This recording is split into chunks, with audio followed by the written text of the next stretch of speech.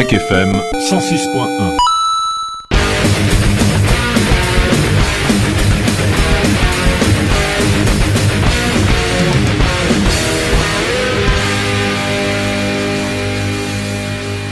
Bonjour à tous et bienvenue sur Bac FM 106.1 dans l'émission À quoi qu'on joue, votre émission mensuelle sur l'actualité ludique du Conservatoire du jeu et sur la région de Nevers. Je suis Daoud, président de l'association, et je vous accompagne durant cette émission. Pour cette deuxième émission, je serai en compagnie d'Edouard Perriot, youtubeur qui s'occupe de la chaîne Les Aventures du Captain Eddy. Mais avant, vos rendez-vous ludiques pour les semaines à venir. Donc pour le mois de juin, vous pourrez nous retrouver le samedi 2 juin si vous êtes sur la région de Paris. Sachez que le Conservatoire du jeu sera dans le parc du château de Maisons-Laffitte. Et oui, pour cette occasion, nous nous exportons vers la capitale pour une belle et grande journée de jeux traditionnels dans un cadre des plus sympathiques. Le dimanche 3 juin, nous serons à la salle des Éduins à Nevers pour vous proposer un tournoi de cartes Yu-Gi-Oh! Vous trouverez tous les détails pour les inscriptions sur notre page Facebook et sur le site internet de l'association. Le samedi 9 juin à Saint-Benin-d'Azy dès 13h30, vous pourrez nous retrouver pour jouer une scène de crime intitulée Peur chez les McCormick. Une scène de crime est un jeu de rôle grandeur nature dans une version simplifiée et ouvert à tous. Le pitch de cette scène de crime, en Écosse, pendant le 19e siècle, Lord Angus McCormick a été retrouvé assassiné au petit matin dans son bureau. Il vit avec 8 personnes dans son manoir et bien évidemment, personne n'est entré ou sorti durant les dernières 24 heures. Chaque participant incarne un enquêteur. Venez résoudre ce mystère et c'est totalement gratuit. Toujours le samedi 9 juin, toute l'après-midi, nous serons aussi à Pouilly-sur-Loire à l'occasion du festival Jeux en campagne. Depuis maintenant 5 ans, chaque année, avec le Conservatoire du jeu, nous faisons découvrir nos jeux traditionnels dans les rues de Pouilly. De nombreux intervenants ludiques sont attendus durant cette belle après-midi de jeu. Le samedi 16 juin, de 10h à midi, nous serons devant le marché Carnot pour une animation jeu traditionnel. Venez donc nous rendre visite, des lots seront à gagner. Et encore une fois, le tout sera totalement gratuit. Le jeudi 28 juin, dès 19h, nous serons au foyer Clairjoie à Nevers pour une soirée spéciale jeux vidéo sur écran géant. Cette activité est ouverte à tous et se déroulera dans la cour du foyer. Le samedi 30 juin, nous serons toute l'après-midi au centre social d'Imphy pour une animation jeu traditionnel à l'occasion de la fête du centre social. Et pour finir, les inscriptions pour le jeu de rôle grandeur nature Silverlake qui va se dérouler les 28 et 29 juillet se termine mi-juin. Il reste encore de la place. La thématique de ce jeu de rôle grandeur nature est en fait aux États-Unis dans un camp de vacances en Floride. Vous vous êtes réservé un petit week-end de détente. Plein d'activités sont au programme grâce aux animateurs du camp de vacances qui vous reçoivent. Mais attention, le camp de vacances Silverlake cache bien des mystères. Retrouvez tous les contacts préinscription, inscription, réservation sur le site de l'association Le Conservatoire du jeu ou sur notre page Facebook. Et donc, sans plus attendre, notre invité, le youtubeur Edouard Perriot, alias Captain Eddy. Bonjour Edouard. Bonjour à tous. Comment je dois t'appeler, Edouard ou le Captain Eddy ? Appelle-moi Captain. Ah, très bien. Bon, alors, Captain, pour commencer, tu sais que le nom de notre émission est À quoi qu'on joue. Alors, toi, à quoi tu joues ? Alors, moi, je joue à tout. Bonne chose. Essentiellement le jeu vidéo, évidemment, mais vraiment de tout. Ça soit du rétro gaming, à la PS4 maintenant, PC, Android, tout, quoi. D'accord. Je touche à tout. Donc, principalement jeux vidéo. Voilà. Alors, Captain, est-ce que tu pourrais nous présenter, nous expliquer ce que sont les aventures du Captain Eddy ? Alors, les aventures de Captain Eddy, en fait, c'est tout simplement une chaîne YouTube parmi tant d'autres. Après, voilà, c'est une chaîne qui s'occupe principalement des jeux vidéo, mais aussi de la culture geek en général. D'accord. Comment est venue l'idée de créer cette chaîne ? Franchement, je sais pas. C'est venu comme ça, étant passionné de la culture geek, les jeux vidéo depuis que je suis tout petit. Je sais pas, j'ai dû commencer à jouer j'avais peut-être 5 ans. C'est venu comme ça. D'accord. Voilà. Alors, ta chaîne existe depuis quand, Captain ? Alors, depuis avril 2017. D'accord, donc tu viens de fêter tes 1 an, en fait. Voilà, c'est ça, exactement. Et alors, comment ça marche ? Plutôt pas mal. Ça commence à grandir, tout simplement. Voilà, les gens commencent à venir. Ça se passe bien, quoi. Tu as beaucoup d'abonnés ? On a dépassé les 350, ouais. Ça commence à être pas mal. Ah, bah c'est pas mal. Alors, on te trouve sur YouTube uniquement ? Alors j'ai une page Facebook aussi, Les Aventures de Captain Eddy, un compte Instagram évidemment et un compte Twitter. Alors, quel genre exactement de vidéo? Est-ce que tu peux rentrer un petit peu plus dans le détail tu proposes sur ta chaîne? Alors du coup, principalement, ça sera... après les gens sont un petit peu curieux, mais c'est de l'achat jeux vidéo par exemple. Donc j'achète des jeux vidéo sur le mois, je les présente, je parle du jeu. Les gens aiment beaucoup ça. D'accord. Aussi un peu de gameplay. Voilà, donc ça soit sur du jeu rétro gaming ou next-gen. Donc quand tu dis du gameplay, tu veux dire en fait que tu joues à un jeu et on peut visionner ta partie en fait. C'est exactement ça. Donc tu nous disais sur du rétro gaming, c'est ça? Rétro gaming et next-gen, ouais. Alors pour nos éditeurs qui à tout hasard ne sauraient pas ce qu'est le rétro gaming, on peut peut-être leur expliquer. Je vais te laisser la parole. Tu nous expliques ce que c'est que le rétro gaming, Edouard? Alors le rétro gaming, c'est le fait de jouer à des anciennes consoles. On dit console rétro gaming à partir de 2 générations avant la génération actuelle. C'est-à-dire que là, on est à l'ère de la PS4. Ouais. Maintenant, on va dire, c'est bête, mais la PS2 est rétro gaming maintenant. D'accord. Donc tout ce qui est PlayStation 2 et avant, c'est du rétro. Voilà. Et alors, il y a quel type de jeu rétro gaming tu fais? De tout. Ah, de tout. De tout. Après, moi, je suis féru de jeux de combat, de versus fighting, donc Street Fighter, Mortal Kombat, etc. Après, vraiment de tout. D'accord. Et alors, on disait donc que tu fais des let's play, c'est comme ça qu'on dit quand on regarde... let's play, gameplay. Gameplay, d'accord. Du achat, en fait, tu nous présentes ton shopping, c'est ça? C'est ça. Et les gens aiment ça, c'est ça le pire. D'accord. C'est sympa. Au moins, ça fait connaître des jeux à des abonnés, tout simplement. Après, les gens sont contents, qui connaissent un petit peu le jeu, tout ça. Et après, par la suite, ils peuvent même acheter le jeu. D'accord. Et qu'est-ce qu'il y a comme autre type de vidéo? Parce que moi, j'ai fait un petit tour sur ta chaîne quand même. J'y passe de temps en temps, voire même régulièrement. Oui. J'ai vu qu'il y avait pas mal d'autres types de vidéos. Oui, alors je propose aussi des covers parce qu'en fait, je suis métalleux et en fait, c'est pas grave.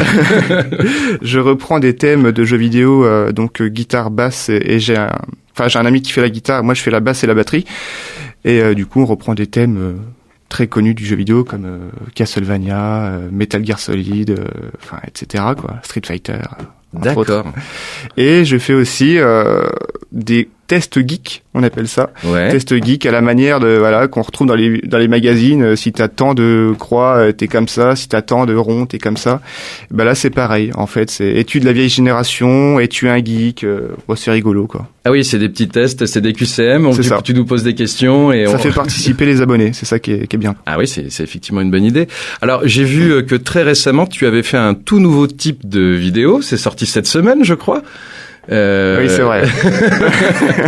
J'ai tenté, quoi. Alors, explique-nous un petit peu ce que c'est que ce nouveau type de vidéo. Alors on va dire que c'est pas moi qui ai inventé ça du tout, hein. Ouais. Mais c'est les vide-greniers live. En fait, je pense que beaucoup de monde le sait. Le rétro gaming, ça coûte très cher. Ouais, bien sûr. Et avec des amis rétro gamers, on s'amuse à se lever à 5h du matin pour aller faire les vide-greniers. Et des fois, on trouve des belles pépites pour pas grand-chose et ça fait toujours plaisir. Et les gens sont très curieux, encore une fois, et du coup, suivent le vide-grenier live, quoi. D'accord. Alors, c'est vrai que le marché du rétro gaming, aujourd'hui depuis déjà 3-4 ans, c'est enflammé, on peut dire, en termes de prix. C'est exactement ça. En fait, ça a commencé dans les années 2000. Parce que tout ce qui était Super Nintendo, Mega Drive coûtait vraiment plus rien. Mm-hmm. On pouvait en trouver pour aller 1 euro pièce, des cartouches à 1 euro pièce, quoi. Ouais. Que maintenant, avec tellement de demandes, les prix sont vraiment enflammés. Ça devient limite aberrant, quoi. Moi, je collectionne aussi un peu certaines catégories du jeu vidéo, en particulier ceux de la console qu'on appelle la NES, donc la première Nintendo qu'on a trouvée en Europe et en France. Et effectivement, moi, il y a 10 ans, je me rappelle, j'ai acheté mes cartouches moins de 5 euros et aujourd'hui, on voit des prix parfois jusqu'à 3 chiffres pour une cartouche qui n'a ni boîte, ni notice. Enfin, ça fait mal. C'est un peu hallucinant. Alors, Captain, on a fait un petit peu le point là de toutes tes vidéos. Il y a d'autres types de vidéos que tu fais ou que tu comptes faire dans l'avenir? Alors, j'ai plein d'idées. Ah, vraiment plein d'idées. Prolifique alors.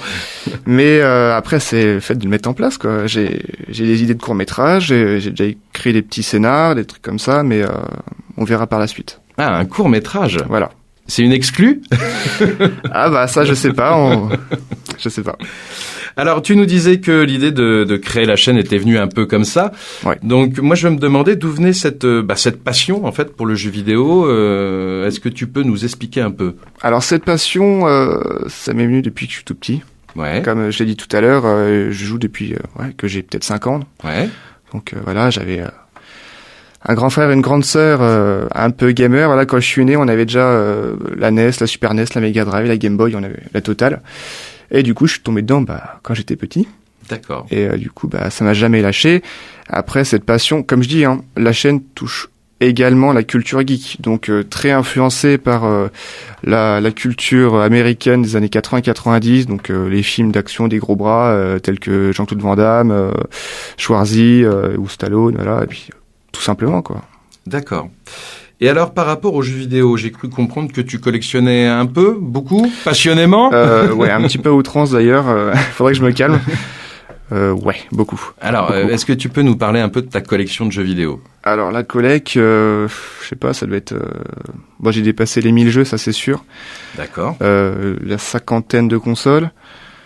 Ah, quand même, 50 consoles? Ouais, à peu près. Mais Alors, je dis même peut-être plus maintenant. D'accord, mais c'est 50 consoles différentes ou Alors ça dépend en fait. Différents coloris, différents modèles de consoles. Par exemple, la Mega Drive 1, Mega Drive 2. Ouais. Voilà, donc après il y a différents modèles, différents packs évidemment, parce que quand on est collectionneur, on essaie d'avoir tous les packs avec certaines consoles étaient sorties avec tel jeu, par exemple un Sonic ou un Street of Rage et ces différents packs. Ah oui, Donc, je me rappelle lorsque la Super Nintendo était sortie, elle existait effectivement, il y avait un emballage spécifique selon le jeu qui accompagnait la console au moment où on l'achetait. c'est ça. Il y avait effectivement un pack Ouais. Super Mario, il y avait un pack Street Fighter et puis il y a dû y en avoir d'autres, un Star Fox, je oui, crois. Il y en a plein. Enfin, il en est. Donc tu collectionnes tous les packs différents. C'est ça. Et alors tu collectionnes sur toutes, du coup j'imagine toutes les consoles et Oui. tout. Après, bon, il y a des petites consoles que j'ai moins d'affinité avec. Par exemple, la Nintendo 64, je ne collectionne pas du tout. Ah d'accord, ça te plaît pas. C'est que j'étais à une période où j'avais la PS1, donc du coup Nintendo est un peu passé à côté quoi. Ah bon d'accord. Voilà. Alors Edouard, tu nous as amené des chansons. Oui. On va faire une petite pause musicale. Alors est-ce que tu peux nous présenter la première chanson que nous allons écouter ensemble? Alors franchement, ce jeu c'est une grosse claque. C'est une musique de jeu alors. Voilà. C'est une musique de jeu et c'est surtout un jeu qui vient de sortir. C'est ma grosse claque de l'année, je pense. Ouais. C'est le nouveau God of War en fait. God of War, ça fait 5 ans qu'il n'y a pas eu de nouvel opus. D'accord. Et là, nouvel opus mais monstrueux. C'est un monstre. C'est une claque visuelle, le scénar, tout est bien dans le jeu. Et surtout les musiques. God of War. Donc nous allons écouter une partie de la BO de God of War. Comment s'intitule ce nouvel opus? C'est God of War, tout simplement. D'accord. Voilà. Donc tout de suite God of War, tout simplement.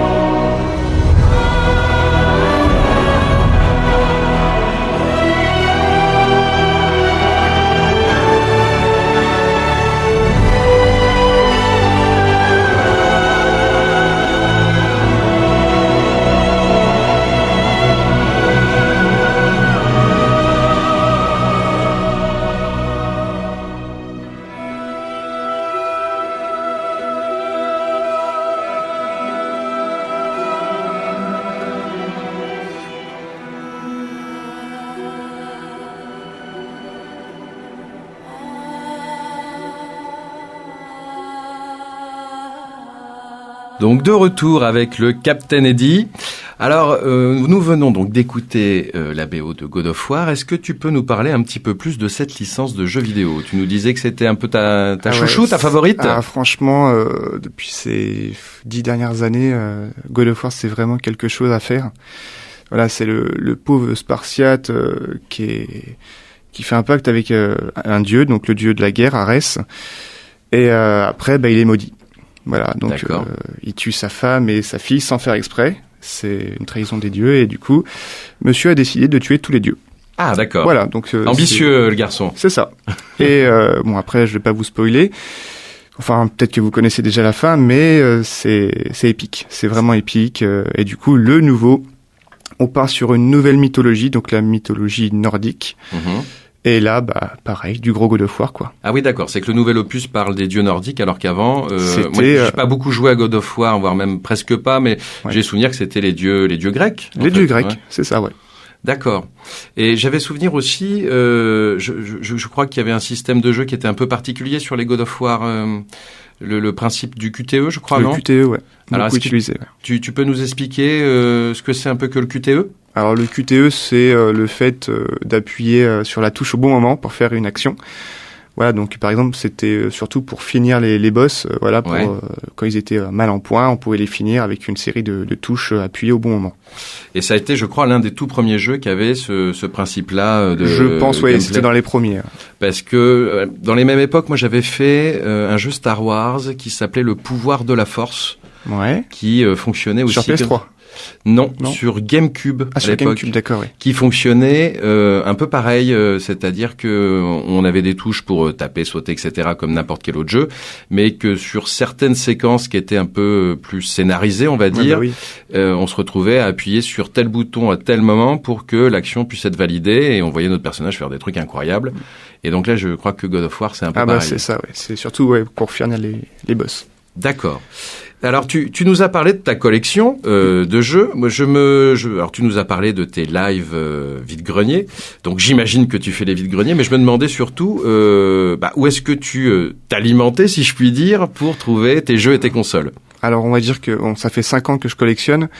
Au tout début, c'était beaucoup de brocante. Oui. Voilà, c'était essentiellement brocante. On trouvait des choses, des petits trucs sympas, des consoles en boîte, des jeux en boîte. Maintenant, c'est très compliqué parce que il faut savoir que même si on se lève à 5 heures, il y a quand même 5 collectionneurs qui cherchent du jeu vidéo tout le temps. D'accord. Même dans la région? Surtout dans la région, ouais. Ah, surtout dans la région? Ouais, il y en a quand même beaucoup. Et sinon, ça sera beaucoup Le Bon Coin, un peu de magasins, mais sinon, surtout Le Bon Coin en fait. D'accord.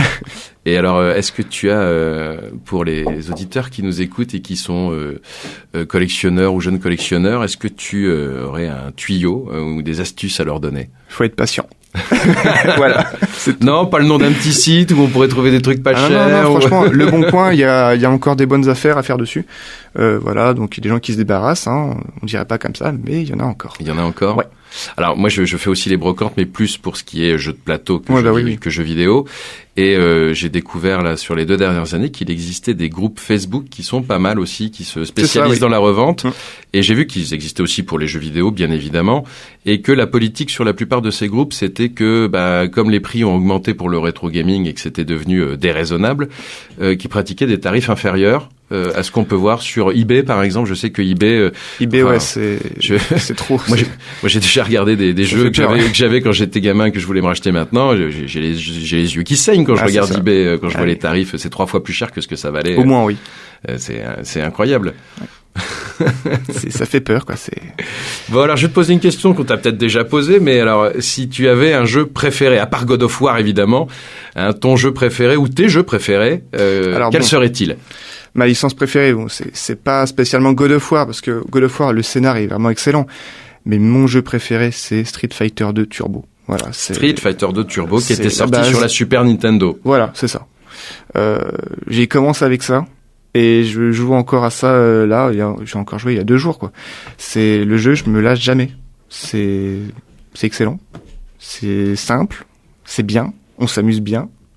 C'est tout. Voilà. C'est un bel article, un bel argument.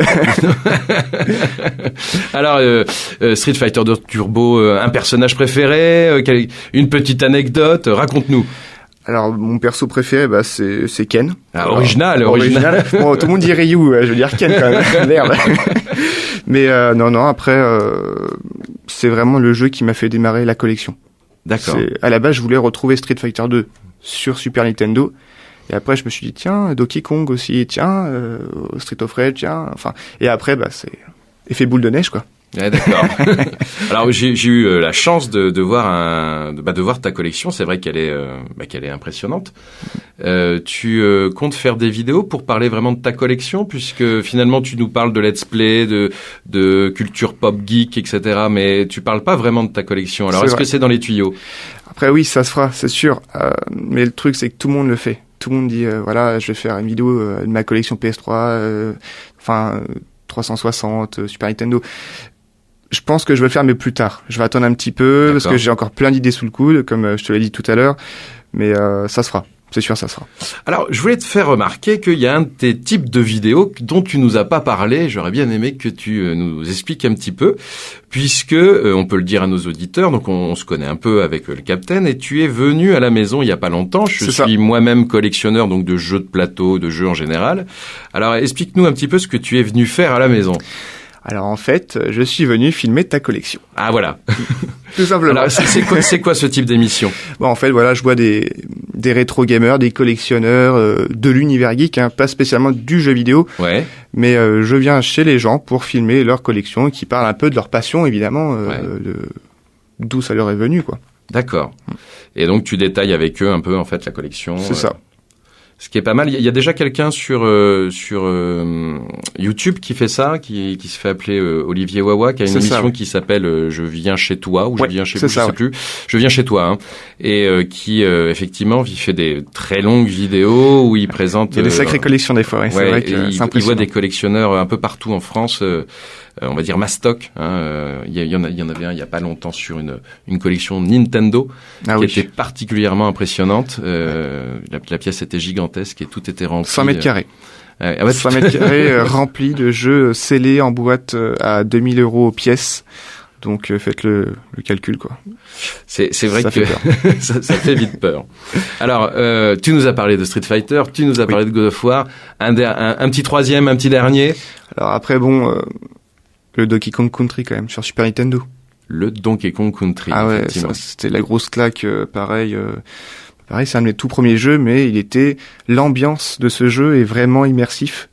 Le gameplay excellent. Enfin, pareil, c'était du bon jeu, quoi. Ouais, c'est vrai que quand il est sorti, ils avaient mis en place sur la Super Nintendo, c'était au début des années 90, si ma mémoire est bonne, ils avaient mis en place un système novateur pour que l'image fasse plus 3D, alors que la console n'avait pas ces performances-là en réalité.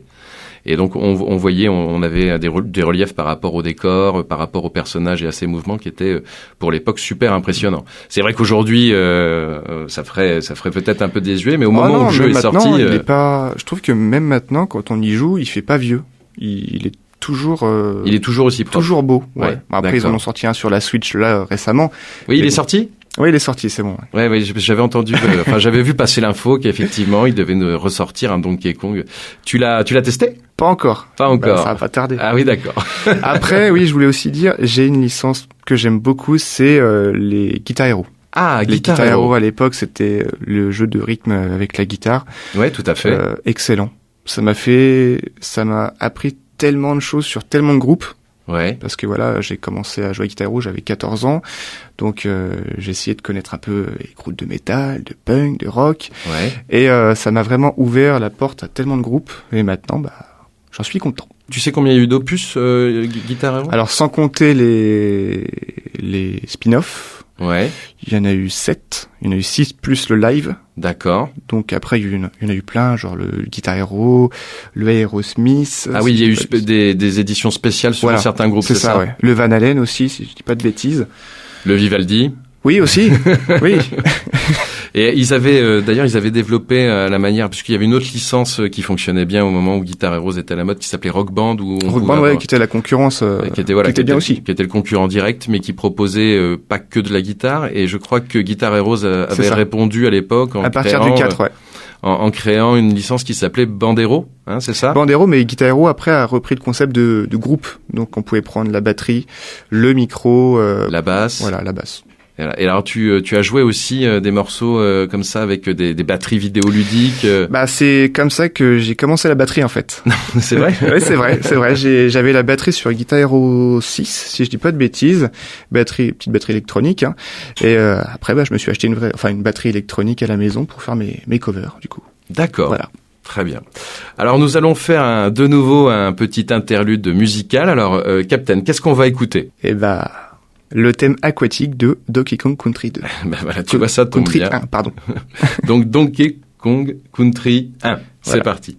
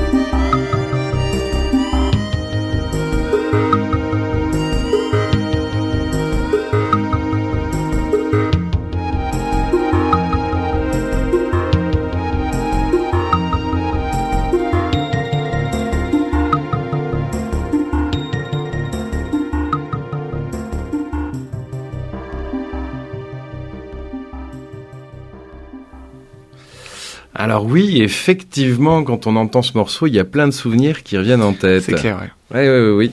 C'est vrai que lorsque tu nous le présentais, je voyais pas trop, et pour avoir fait le jeu même il y a très longtemps, la musique rappelle même le niveau, la galère.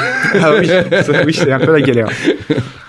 Alors, Captain, moi je voulais savoir si tu faisais que des vidéos ou si on pouvait te voir ailleurs, si tu participais à des manifestations, des conventions, des choses comme ça. Alors, j'ai fait une manifestation, je sais plus, c'était au mois de mai ou avril. Oui. C'était une convention jeux vidéo qui se situait à Guérini, voilà, c'est ça, exactement. Un salon rétro gaming, c'est ça, hein? Voilà, c'était un salon rétro gaming. D'accord. Et donc, qu'est-ce que tu fais lorsque tu vas sur des conventions comme ça? Alors après, moi, je sors quelques télécathodiques, quelques consoles, et après, les gens peuvent jouer à mes jeux favoris et me battre sur certains jeux, donc dont Street Fighter. Bien sûr. Et donc si on me bat sur Street Fighter, on gagne des cadeaux. Ah, mais c'est un bon principe, ça. C'est plutôt sympa. Alors, tu disais, tu sors les tubes cathodiques. Donc, pour nos plus jeunes auditeurs, les tubes cathodiques, donc, ce sont les anciennes télévisions, avant qu'on ait tous les écrans plats, les LCD et compagnie. Il faut savoir que pour le rétro gaming, avoir un écran à tube cathodique, ça peut être important. Ah oui. On peut expliquer ça à nos auditeurs, c'est-à-dire qu'il y a certains accessoires de rétro gaming qui ne fonctionnent que sur les tubes cathodiques. C'est ça. Alors moi, je pense particulièrement, je disais tout à l'heure, je connais bien la NES de chez Nintendo. Il y a un pistolet qui s'appelle le Zapper qui ne peut pas fonctionner sur les écrans plats actuels. Voilà. Donc si on veut continuer à faire du tir au canard ou à flinguer du cow-boy, il faut absolument avoir un écran à tube cathodique. Qui pèse à peu près 50 à 100 kilos. Voilà, qui est pas évident à trimballer. Ah voilà, c'est pas top quoi. Alors, pour finir, Captain, donc on peut te retrouver sur ta chaîne YouTube qui s'appelle Les Aventures de Captain Eddy. Voilà, et tu nous disais sur Internet où est-ce qu'on peut te retrouver aussi ? Alors sur Facebook, donc pareil, Les Aventures de Captain Eddy, sur Instagram ou sur Twitter. D'accord, donc sur les réseaux sociaux finalement. Voilà. Donc vous allez sur une de mes vidéos, il y a toujours les liens en dessous de la vidéo. Donc, bien évidemment. Voilà. Captain, un mot pour la fin ? Surtout, restez gamer. Très bien, on va tenter, on va essayer, on va tout faire pour. Alors merci Captain d'avoir été notre invité de À quoi qu'on joue. N'hésitez pas à aller vous renseigner sur la chaîne YouTube Les Aventures du Captain Eddy pour découvrir toutes ces émissions. Vous pourrez retrouver tout le programme des animations que nous vous avons citées en début d'émission sur le conservatoiredujeu.fr, mais également sur la page Facebook du Conservatoire du Jeu. Vous trouverez également des liens pour retrouver la chaîne des Aventures du Captain Eddy. Cette émission est à présent terminée. On se retrouve le mois prochain à la même heure, au même endroit. Merci de nous avoir suivis et en attendant, je vous souhaite une bonne journée sur Bac FM 106.1 et surtout, rappelez-vous, soyez ludiques.